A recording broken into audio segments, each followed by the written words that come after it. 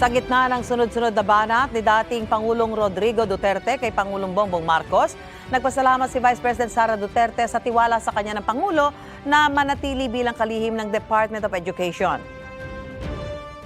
Nagpapasalamat din ako kay Apo BBM sa kanyang paggalang sa aking mga paninindigan. May respeto ako sa mga pananaw at opinyon ni dating Pangulong Rodrigo Duterte, pati na ng aking mga kapatid. Ngunit katulad ng posisyon ko sa maraming mga issue, hindi kailangan na sumasang-ayon ako sa lahat ng mga ito. Giit ng bise, nasa bansa ang kanyang katapatan. Matatandaang sa isang prayer rally sa Davao City noong linggo, inakusahan ng dating Pangulo si Pangulong Marcos na gumagamit umano ng iligal na droga at nasa watchlist umano ng Philippine Drug Enforcement Agency o PIDEA.